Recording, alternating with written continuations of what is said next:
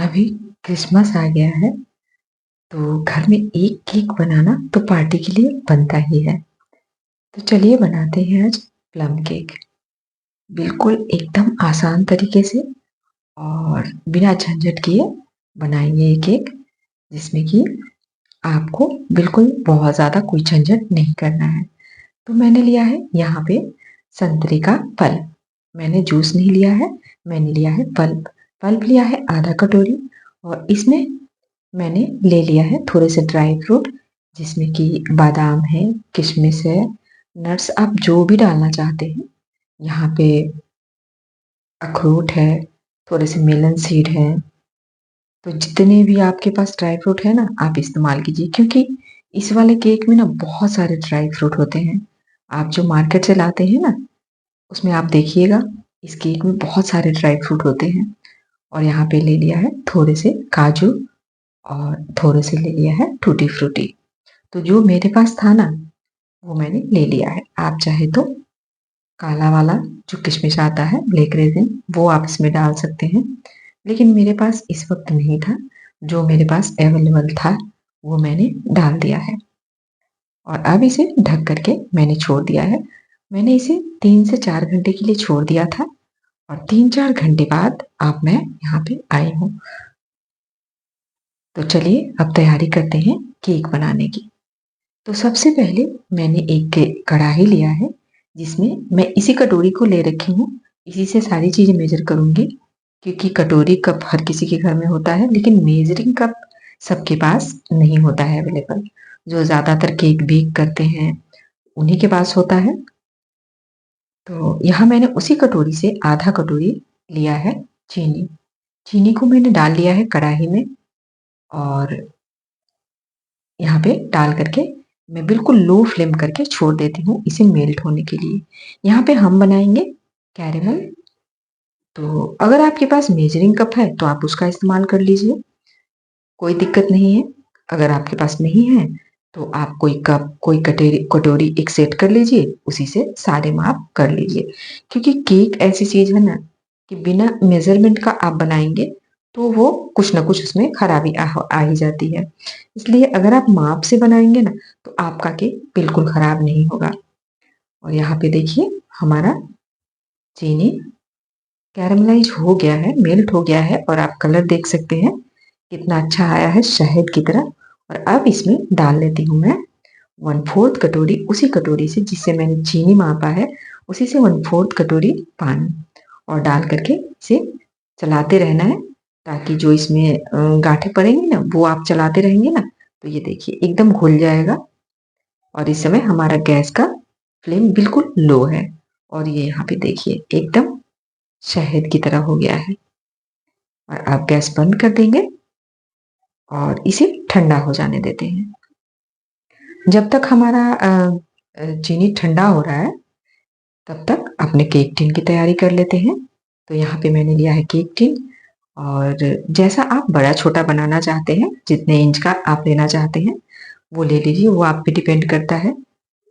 यहाँ पे मैंने एक बटर पेपर मेरे पास था तो वही मैंने ले लिया है, लेकर के इसमें लगा लिया है। आप बिना किसी पेपर डाले भी इसे बेक कर सकते हैं।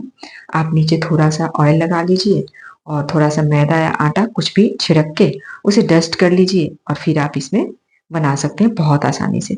मेरे पास था तो मैंने डाल लिया है, क्योंकि बहुत आसानी से आप पेपर कोई डाल लेंगे ना तो निकल जाता है। मैंने बटर पेपर लिया है और यहाँ पे मैंने कुकर लिया है जिसका मैंने सीटी निकाल दिया है, रबर मैंने इसी में छोड़ दिया है। और मेरे पास नमक था जिससे कि मैं अक्सर बेक करती हूँ, तो वही वाला मैंने इसमें डाल लिया है। तो 1 कटोरी भर के नमक है, नमक को मैंने बिछा लिया और बिछा करके गैस को जला लिया है, जला करके इसे छोड़ दिया है।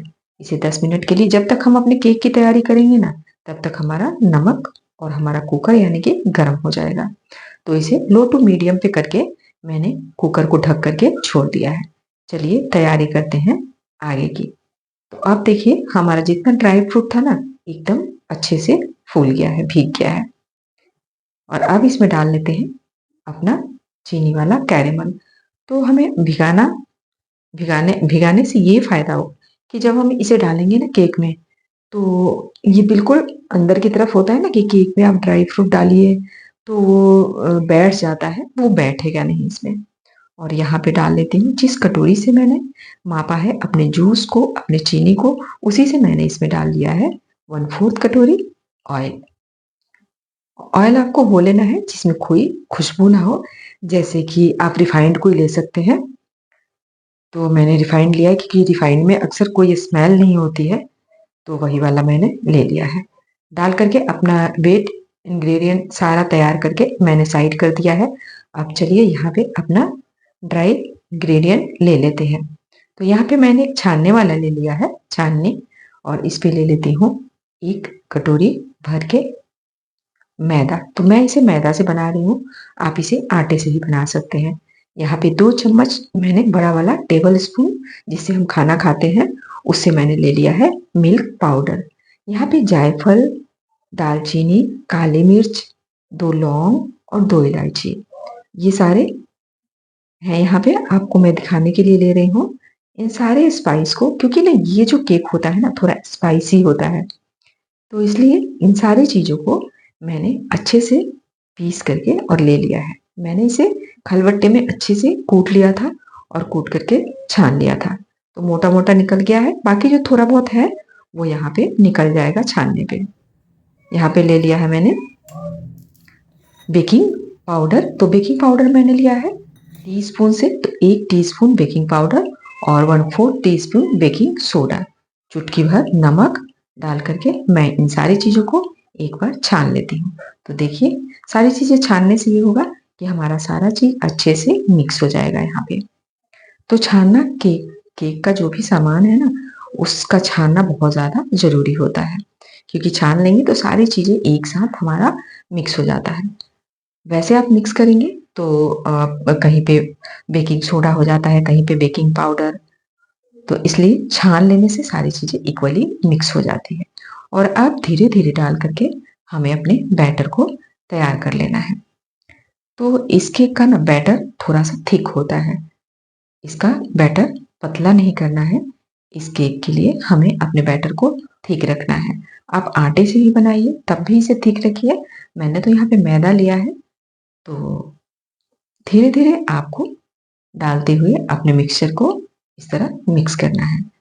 बहुत ज़्यादा आपको एकदम तेज़ी में मिक्स नहीं करना है। धीरे-धीरे डालते हुए कट एंड फोल्ड मेथड से आपको अपने केक के बैटर को तैयार करना है। तो देखिए यहाँ हमारा केक बैटर तैयार हो गया है और थिकनेस आप देख लीजिए। यहाँ पे मैं भूल गई थी वनीला एसेंस डालना, तो मैंने यहाँ पे डाल लिया है वनीला एसेंस 1 छोटे टीस्पून से। और अब फिर से अपने सारी चीज़ों को मिक्स कर लेते हैं।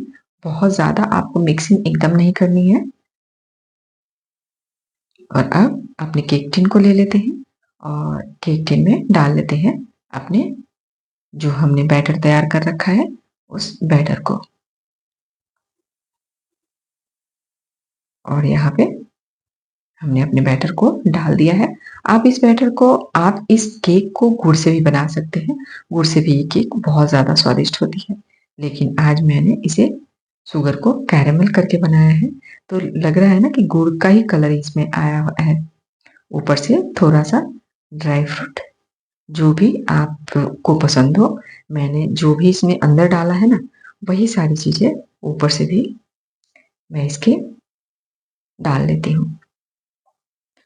तो ये जो केक है ना, वो बिल्कुल ड्राई फ्रूट से एकदम लोडेड होता है। तो आप जितना ड्राई फ्रूट डालेंगे ना, उतना ही अच्छा ये केक बन कर के तैयार होता है।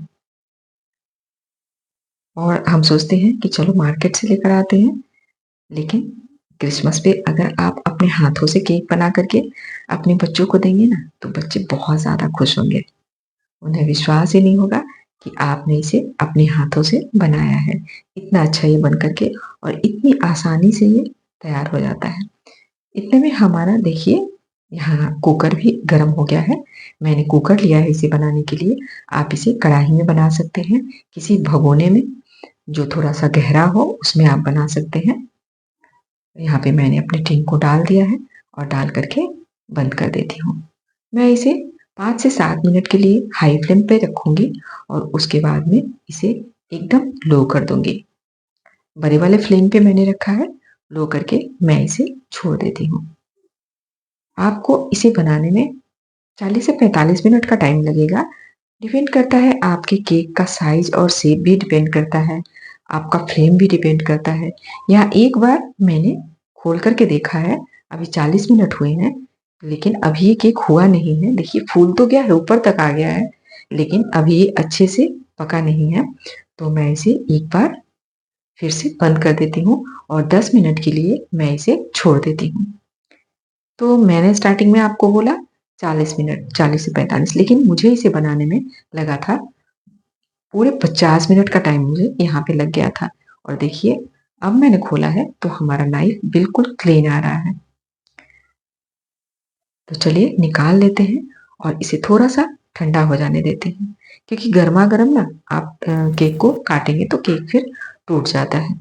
और अब यहाँ पे चलिए निकाल लेते हैं अपने केक को। और ये बहुत ही ईज़िली निकल जाता है अगर हम नीचे बटर पेपर या फिर बेकिंग पेपर लगा देते हैं ना, तो यहाँ पे बहुत ही आसानी से निकल जाता है। बाकी अगर आप नीचे डस्टिंग भी कर देंगे, तो आपका केक ईज़िली निकल जाएगा। यहाँ पे अपने पेपर को पहले निकाल लेते हैं और देखिए कितना अच्छा हमारा केक बन कर के तैयार हुआ है। बिल्कुल एकदम स्पॉन्ज अच्छा आया है और फूला भी कितना अच्छा है, आप देख सकते हैं। देखने में भी कितना अच्छा लग रहा है ना। तो चलिए काट लेते हैं इसे। तो काट करके मैं आपको दिखाती हूँ कि कितना अच्छा इसका स्पॉन्ज आया है और कितना, ये देखिए अंदर से कितना जालीदार हुआ है और एकदम स्पॉन्जी हमारा केक बन करके तैयार हुआ है। तो आपने देखा कि इसमें अगर हमने माप का ध्यान रखा तो हमारा केक बिल्कुल परफेक्ट बना। तो आप वही है कि माप का ध्यान रखेंगे ना, किसी भी आप ग्लास, कटोरी, कप किसी भी चीज़ से, लेकिन मेज़रमेंट का अगर आप ध्यान रखेंगे तो आपका केक कभी भी खराब हो ही नहीं सकता है। मैं भी कोई प्रोफ़ेशनल बेकर नहीं हूँ, मैं बस ऐसे ही घर में थोड़ा बहुत बेक कर लेती हूँ बच्चों के लिए, तो इसलिए देखिए हमारा केक बहुत परफेक्ट बन के तैयार हुआ है। तो उम्मीद है आपको ये केक पसंद आई होगी और अगर आपको मेरा ये केक पसंद आया हो तो प्लीज़ एक लाइक करें, अपने फैमिली और फ्रेंड्स में शेयर करें और अगर आप मेरे चैनल पे पहली बार आए हैं तो प्लीज़ चैनल को सब्सक्राइब करें और आप भी इस बार इस केक को घर पे ट्राई ज़रूर कीजिएगा। वैसे तो मार्केट में सब कुछ मिल जाता है, बहुत ईज़िली मिल जाता है, लेकिन अपने हाथों से बनाई हुई चीज़ की बात ही कुछ और होती है। तो ट्राई करने में कुछ नहीं जाता है, एक बार कोशिश आप ज़रूर कीजिएगा। अगर आपने कभी केक नहीं बनाई है तो आपका केक बिल्कुल परफेक्ट बनेगा।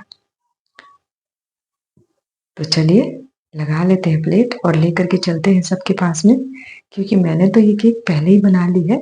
अब एक केक मुझे उस दिन भी बनाना पड़ेगा। तो आप भी इस रेसिपी को एक बार ट्राई ज़रूर कीजिएगा।